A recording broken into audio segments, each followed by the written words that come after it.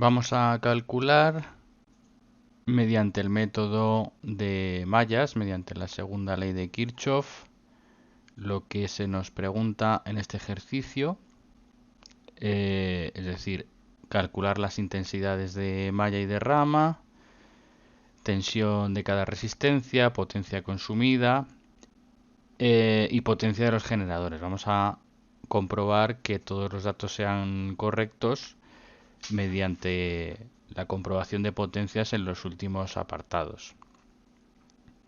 Bueno, para aplicar la segunda ley de Kirchhoff y aplicar la resolución de circuitos por mallas, vamos a utilizar, digamos que la siguiente metodología.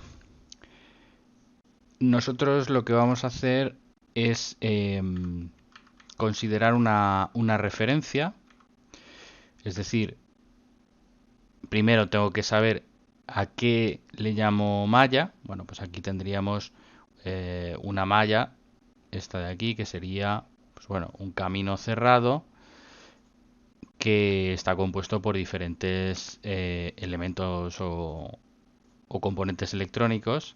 Y aquí tendría una segunda malla.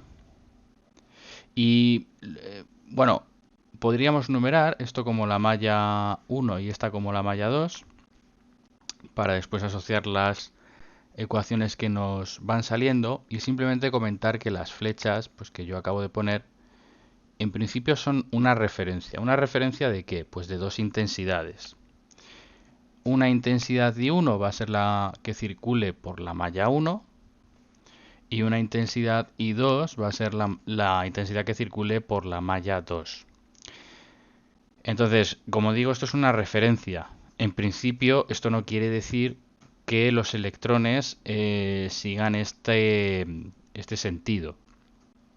¿De acuerdo? Es verdad que desde un punto de vista físico los electrones se desplazan, el flujo de electrones sigue un camino determinado, pueden circular porque hay un camino cerrado, eso es importante comentarlo, pero bueno, el sentido en principio lo que nosotros es plantear una hipótesis. Vamos a suponer que eh, circulan en ese sentido. Se puede saber, porque fijándonos en las fuentes y en el valor del voltaje, pues podríamos intuir más o menos cuál es el sentido que tienen los electrones, pero en principio, si hacemos circuitos más complejos, a veces es más difícil verlo, entonces, bueno, como al final es indiferente, se plantea una hipótesis.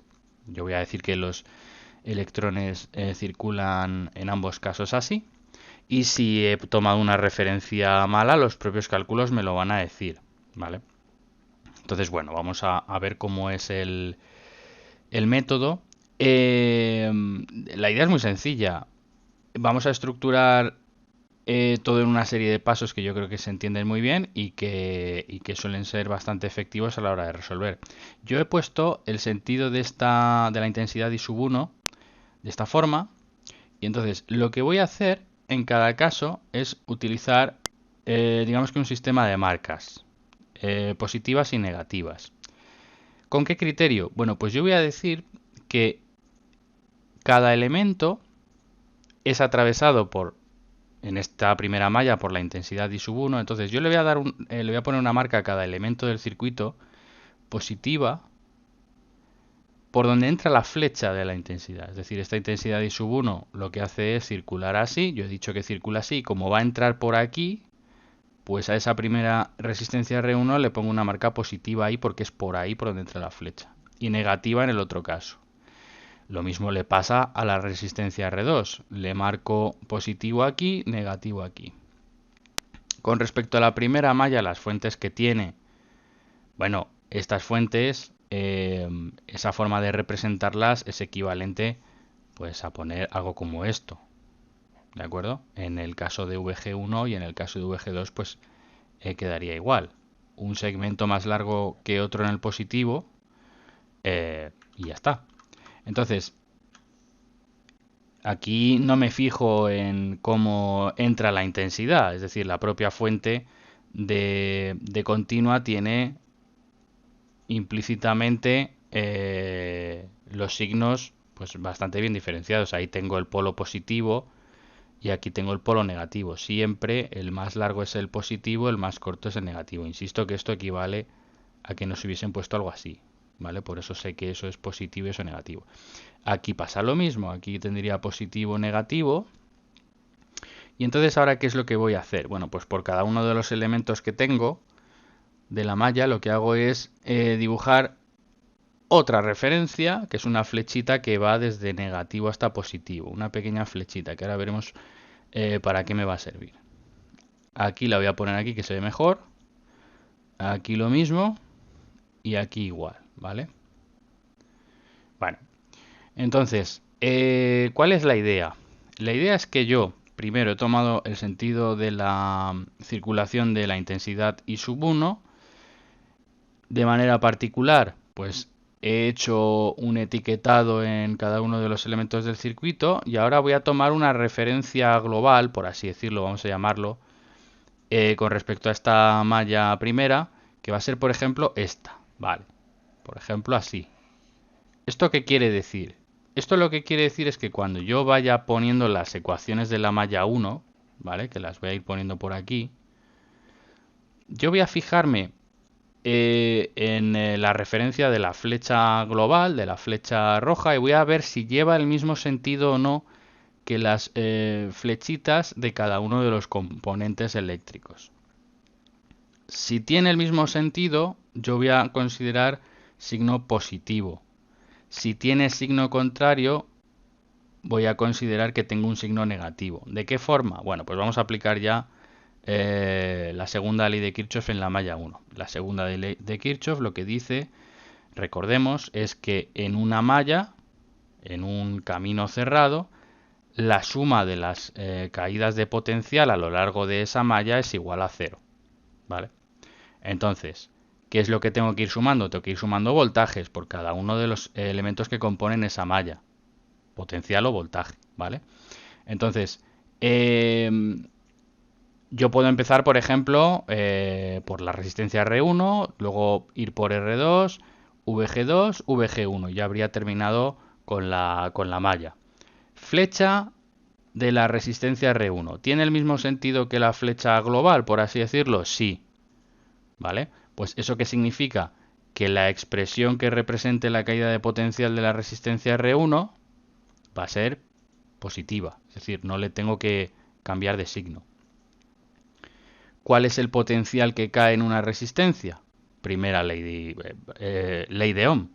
Voltaje es igual a resistencia por intensidad o intensidad por resistencia. Bueno, pues primer voltaje en R1, intensidad por resistencia. Voy a poner resistencia por intensidad por comodidad para luego escribir las ecuaciones de una forma más sencilla. 4, bueno, voy a poner primero R1 por I1, primer voltaje. Con R2, ¿qué sucede? Pues exactamente lo mismo que con R1. La flechita pequeña coincide en sentido con la global, pues entonces más, no tengo que hacer ningún cambio de signo, R2 por I1, ¿vale? Y ahora vamos a ver lo que es la flecha de la fuente VG2. La flecha de la fuente VG2 va hacia arriba. Yo veo que la flecha global iría llevando este sentido, ¿no? Este sentido de aquí. Bueno, pues veo que estas dos flechas siguen teniendo el mismo sentido. Por lo tanto, más VG2. A VG2 no le tengo que cambiar el signo. Sin embargo, cuando me encuentro con la fuente VG1, veo que su flecha, que es esta, tiene signo contrario con respecto a la referencia global que he tomado, ¿no? Si yo prolongo esta flecha, veo que se encuentra de frente con la otra, es decir, veo que tienen sentidos contrarios, pues menos VG1 y, como decíamos, la suma de las caídas de potencial a lo largo de una malla, pues tiene que sumar 0. Bueno, pues la malla 1 tendría esa ecuación, ¿de acuerdo? ¿Qué pasaría con la 2? Vamos a hacer ya la malla 2. Bueno, pues que aquí tendría que utilizar el mismo criterio. Dentro de esta malla, pues yo he considerado que I sub 2 tiene ese sentido. Bueno, pues la intensidad I sub 2 en R3 entra por este lado, sería el positivo, negativo, flechita de negativo a positivo. VG3, esto es equivalente a si a mí me hubiesen dado una fuente así, por si se ve más cómodo, es decir, que aquí está el positivo, aquí el negativo, flechita así, ¿vale? En R4 entra la intensidad I sub 2 por aquí positivo, aquí negativo, flechita así. Y aquí pues es el mismo criterio que hemos seguido antes, positivo, negativo, flecha por aquí, ¿vale? Referencia global, pues pongo la misma, esta. Eso da exactamente igual. A ver, cuando yo a I sub 1 y a I sub 2 le doy ese sentido, lo podía haber dado al revés completamente. Y la flecha global, en lugar de darle este sentido, le podría haber dado el contrario. Da exactamente igual. Mientras yo los criterios luego los aplique bien, me tienen que salir pues expresiones que aunque difieran en signo, me vengan a decir lo mismo. ¿Vale? O sea que en ese sentido no hay que preocuparse con las referencias iniciales que cogemos. Para la malla 2, bueno, pues hacemos lo mismo. Empezamos por R3, seguimos por VG3, R4, VG2. En R3 tendríamos voltaje que cae ahí, intensidad por resistencia. Es decir, R3, resistencia R3 por la intensidad I sub 2. Eso es. Más o menos. Ahora veo que la flecha de la referencia global de esa malla va por aquí, pero la flechita de la fuente, de esta fuente, va para acá. Contrario, pues menos VG3. Menos VG3. Aquí. ¿Vale? R4. Bueno, pues con R4 veo que la flecha tiene el mismo sentido. Más R4 por I sub 2. Y cuando llego a VG2, pues lo que veo es lo que me pasaba antes con VG1, ¿no? Que la flecha tienen sentidos contrapuestos y entonces pues tengo que poner un signo menos VG2 y eso igual a 0. Bueno, ¿qué es lo que hago a continuación? Pues sustituir valores, ¿no? En cuanto a la malla, en cuanto a la malla primera, R1 son 4 ohmios, 4 y sub 1, y sub 1 la desconozco, pues tengo que indicarla de esa forma. Más R2, 2 ohmios por I sub 1 más VG2 más 36 menos VG1 menos 12. ¿Vale? 4 y 2, 6 I sub 1, ¿vale? Y después tendríamos 36 menos 12 es 24. Eso es igual a 0. Bueno, y aquí una cosa interesante. Si yo resuelvo I sub 1, veo que lo que tengo que hacer para despejar es la división de menos 24 entre 6, que eso es menos 4 amperios. Entonces, a ver, lo que me viene a decir ese resultado no es que haya menos 4 amperios. No, o hay flujo de electrones o no lo hay. Es decir, o tengo 0 amperios o tengo más de 0 amperios. Pero nunca tendré una corriente negativa. ¿Vale? Conceptualmente eso no tiene sentido. Entonces, ¿qué me viene a decir ese menos? Lo que me viene a decir ese menos 4 amperios es, en tu malla 1 circulan 4 amperios, pero el sentido que tienen los electrones es precisamente el contrario al que tú has tomado como referencia inicial. Entonces, esos 4 amperios, los voy a poner en verde, van circulando, aquí voy a hacerlo así porque luego se me va a juntar con los de la otra malla, esos 4 amperios van circulando así. A ver, esto era de esperar, porque en principio, aquí van 4 amperios, 4 amperios, 4 amperios. Si yo me doy cuenta, la orientación de las fuentes es la misma. En este caso, bueno, digamos que están enfrentados los polos positivos y también fijándonos en el valor del voltaje, pues esta es mayor, tiene sentido que al final el potencial caiga de mayor a menor potencial, se vaya de mayor a menor potencial, esta sea dominante y digamos que la corriente circule así. Si hubiese sido mayor esta fuente, con respecto a esta si hubiésemos tenido la circulación de la hipótesis inicial, ¿vale? Entonces, bueno, eso son cosas eh, pues que hay que tener en cuenta. Lo he hecho aposta para que se vea, para que veamos que los signos negativos realmente no nos molestan. Respecto a la malla 2, hacemos lo mismo, sustituimos los valores, pues tenemos 8 ohmios por I sub 2 menos VG3 menos 24 voltios más R4 por I sub 2, R4 son 2 ohmios, I sub 2 menos VG2 menos 36, eso igual a 0. Bueno, entonces aquí tendríamos 10 I sub 2 y en este caso menos 24 menos 36 es menos 60, que eso es igual a 0.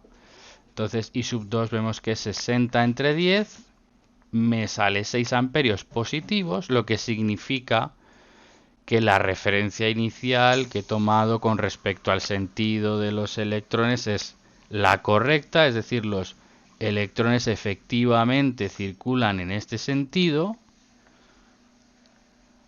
Son 6 amperios los que circulan, ¿vale? En ese sentido por esa malla.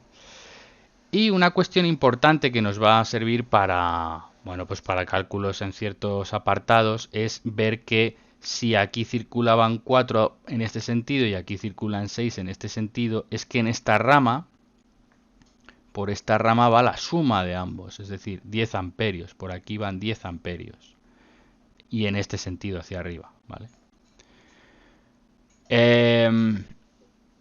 Bueno, evidentemente si hubiese pasado algo completamente distinto, si la circulación de los 4 amperios fuera al revés y la de 6 amperios hubiese sido la misma, pues tendríamos que haber hecho la diferencia. Pues si hubiesen venido 4 en este sentido, 4 amperios y en este sentido 6, pues hubiésemos tenido un global de 2 amperios hacia arriba en esa rama, ¿no? Yo creo que es bastante sencillo de entender, ¿no? Entonces, bueno, intensidades de malla, apartado A, resuelto, ¿no? La intensidad de malla en la malla 1 son 4 amperios y en la malla 2 son 6 amperios. La rama, bueno, comentar que una rama es aquel segmento que aparece entre dos nodos. ¿Y qué son los nodos? Los nodos son puntos del circuito, aquí me los indican. Los nodos son puntos del circuito que tienen 3 o más conexiones, ¿vale?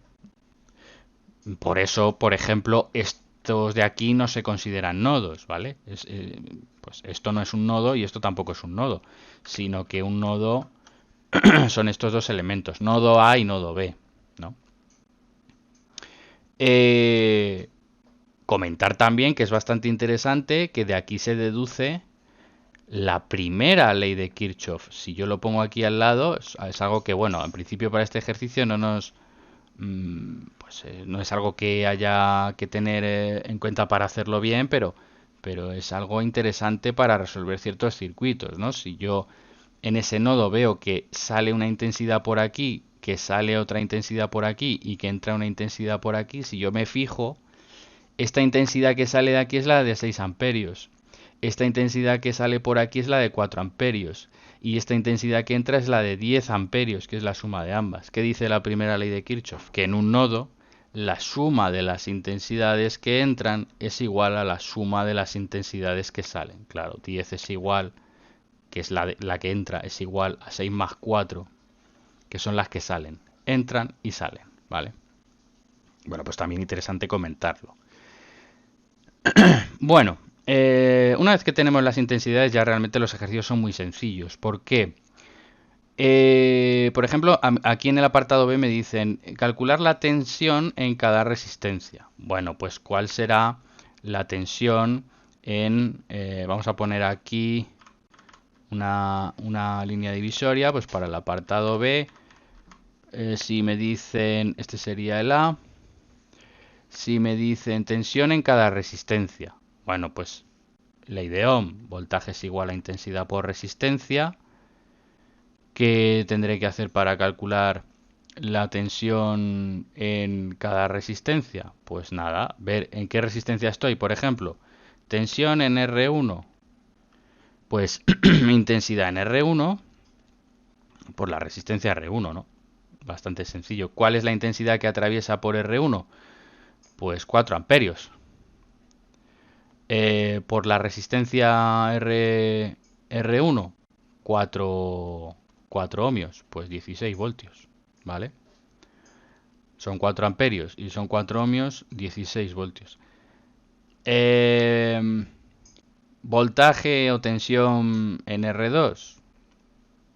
Además, comentar que en resistencias que son en serie, las intensidades, la intensidad que atraviesa las dos resistencias es la misma. Si estuvieran en paralelo, hay que recordar que si tengo resistencias en paralelo, pues si por aquí viene una intensidad, pues una parte se irá por aquí y otra parte se irá por aquí, ¿vale?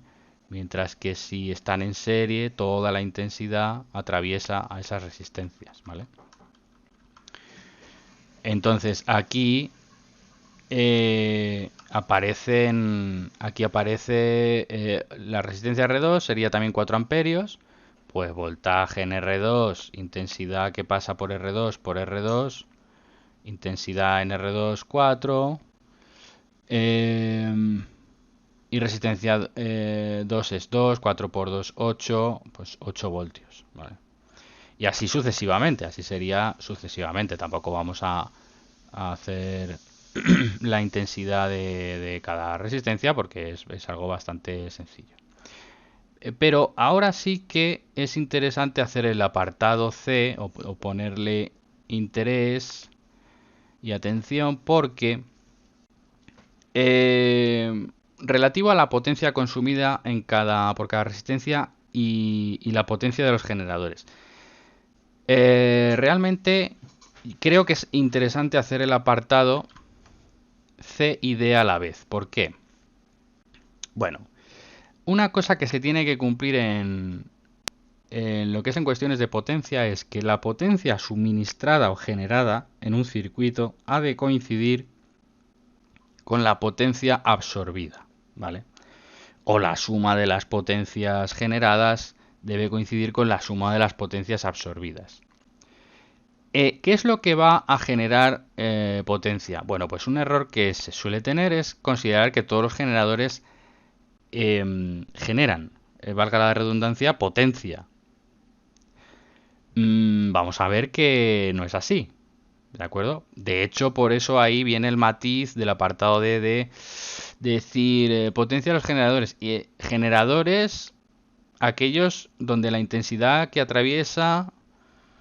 eh, que la atraviesa, si tiene sentido positivo o negativo.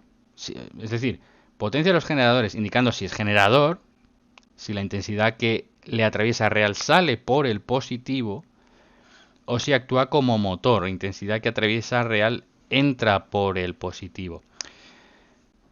Claro, esto está determinado por el sentido que hemos visto que tenemos en las flechitas verdes, el sentido de la intensidad. Por ejemplo, en este generador vemos que la intensidad sale por el positivo, ¿vale? En este otro generador la intensidad también sale por el positivo, es de 10 amperios. En este es de 6 amperios y en este es de 10 amperios.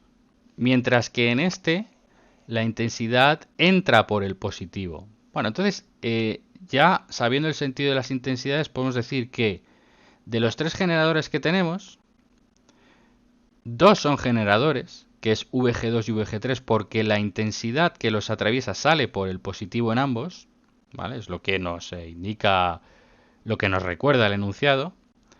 Y VG1 es motor, actúa como motor, porque la intensidad que lo atraviesa entra por el positivo. Aquí lo podemos ver, los 4 amperios que entran por aquí entran por el positivo, ¿vale? Entonces eso es muy interesante para hacer bien los cálculos y verificar que lo estamos haciendo correctamente. Bueno, fórmula de potencia. Bueno, pues en el caso de las resistencias, si yo tengo que R1 vale 4 ohmios, si R2 vale 2 ohmios, si R3 vale 8 ohmios y R4 vale 2 ohmios, pues en cuanto a las resistencias, la expresión que utilizo de la potencia, ¿cuál es? Hombre, potencia es intensidad por voltaje, ¿vale? Lo que sucede es que, bueno, el voltaje al ser a su vez intensidad por resistencia, pues aquí tengo intensidad al cuadrado por resistencia. Entonces, las potencias, ojo, disipadas, porque las potencias solo disipan energía en forma de calor, disipan potencia, las calculamos con intensidad al cuadrado por resistencia, ¿vale? Pues vamos a hacer entonces, basándonos en esta fórmula que vamos a utilizar, potencia 1 de la resistencia R1. Bueno, pues ¿qué intensidad pasa por R1? Una de 4 amperios al cuadrado, 16. 16 por 4, 64. 64 vatios disipa la primera resistencia. Potencia 2 de la resistencia R2, bueno, pues también vemos que son 4 amperios al cuadrado 16 por 2, 32, ¿vale? Resistencia R3, bueno, potencia 3, esta resistencia, pues por esa resistencia pasan 6 amperios, ¿de acuerdo? Entonces tendríamos 6 al cuadrado, 36, por 8, ¿de acuerdo? Que eso sería 288 vatios. Y la potencia en R4, pues en R4 lo mismo, ¿no? 6 amperios, 36 por 2, que ahí tendríamos 72, ¿no? Vale. Entonces, digamos que estos elementos lo que hacen es absorber o consumir potencia, ¿de acuerdo? Por así decirlo. Bueno, podemos sumar, digamos que lo voy a hacer mejor con las resistencias en un bloque aparte y luego los generadores en otro. Y los que sean generadores o motores, pues les pongo más o menos y yo creo que nos da exactamente igual hacerlo así. Se puede ver más de una manera un poco mejor estructurada. Bueno, si sumo estas potencias, las resistencias, solo las resistencias disipan 456 vatios. Bueno, ¿qué pasa con los generadores? Bueno, pues en cuanto a los generadores vamos a utilizar la expresión I por V para ver la potencia entregada o consumida, en función de si es generador o motor.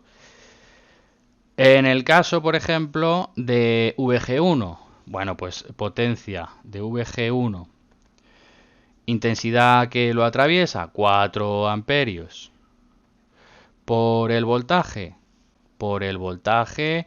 que son 12 voltios.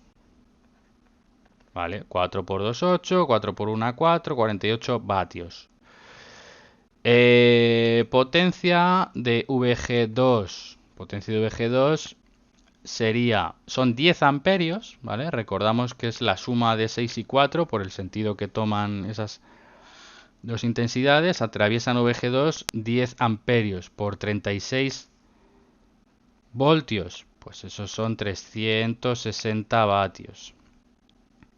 Y la potencia VG3 serían 24 voltios a los que les atraviesan 6 amperios. Pues 6 amperios por 24 voltios.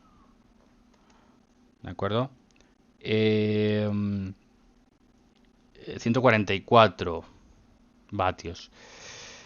Bueno, entonces, en este caso, claro, muy importante saber, vamos a suponer que lo hacemos mal, como decía antes, y que suele ser un error bastante habitual, como digo, el hecho de considerar que las fuentes de alimentación siempre generan potencia y que las resistencias consumen potencia y calcularlo y dejarlo así. A ver, para saber si yo lo estoy haciendo bien, hay que fijarse que si yo sumo estas potencias, a mí esto me sale 552. Aquí yo ya tendría que ver si estoy haciendo un examen que esto no está bien. ¿Por qué? Porque en un circuito hemos dicho que la suma de las potencias generadas o entregadas debe ser igual a la suma de las potencias absorbidas o la potencia disipada. Y 552 no es 456, ¿vale? Entonces, en lo relativo a este caso, ¿qué es lo que está pasando? Pues que de estas tres fuentes, estas dos son generadoras. Porque es lo que hemos dicho antes. VG2 tiene una intensidad de 10 amperios que sale por el positivo. Sale por el positivo, como me dice el enunciado. Entonces es generador. El generador genera. ¿Vale? Eh, lo mismo le pasa a VG3. Entonces estos dos son generadores. Y este es motor. Este es gen. Este es gen. Y este es motor. Entonces, con respecto a la potencia total de las fuentes, ¿qué es lo que pasa? Pues que este 48 lo tengo que restar. Entonces, si tengo 360 más 144 menos 48, efectivamente tengo 456 vatios. Veo que ambas potencias coinciden y, en este caso, sé que los cálculos son correctos. Los cálculos de todo el ejercicio, ¿vale? Las interpretaciones, las intensidades, el sentido de las intensidades, las caídas de potencial, etcétera, etcétera. Bueno, pues estos son los ejercicios relativos a un análisis básico de circuitos en corriente continua. El resto de ejercicios, pues bueno, se pueden complicar un poco más, pero sigue siendo lo mismo. Hay que poner atención a las referencias y nada más. Realmente es exactamente igual y lo único que puede pasar es que se nos compliquen un poquito más las ecuaciones. Una cosa que quiero comentar es que a veces, pues aquí he decidido hacer este porque es relativamente simple y para que no salga un vídeo muy largo. Pero por ejemplo aquí en esta rama de aquí, por ejemplo, si en ocasiones cuando tengo elementos en una rama que son resistencias, elementos resistivos, pues yo tengo una malla, bueno, con elementos por aquí, etcétera, etcétera. Y tengo ahí una resistencia, lo único en lo que se me puede complicar, vamos, complicar entre comillas, no es ninguna complicación. Pero lo que puede hacer que el ejercicio sea más largo es que si yo cuando analice la caída de potencial o el potencial que cae en esa resistencia, cuando es una zona común entre dos mallas, pues hombre, tendré que pensar que si la intensidad 1 va así, este es positivo o negativo por I1, si la intensidad I2 por la malla 2 es así, este es positivo negativo en la malla 2, y hombre, cuando esté haciendo la malla 1, en la malla 1, aquí tendré intensidad por resistencia, donde será I sub 2 o I sub 1 menos I sub 2, eso ya pues siguiendo los criterios por la resistencia, y en la otra malla pues eso a lo mejor me encuentro I sub 2 menos I sub 1 por la resistencia, y entonces bueno pues lo único que en la ecuación pues me resulta un poquito más complicada. Aquí se nos han resuelto las intensidades de manera directa. A veces aquí sale una ecuación con dos incógnitas y 1 y 2, aquí otra ecuación con dos incógnitas y 1 y 2, pero nada, simplemente hago un sistema de dos ecuaciones con dos incógnitas para sacar las intensidades. Y luego todo es lo mismo. En función del signo de esas intensidades, pues sé la circulación, el sentido de circulación de los electrones y sigo resolviendo el ejercicio. Bueno, pues eso sería todo.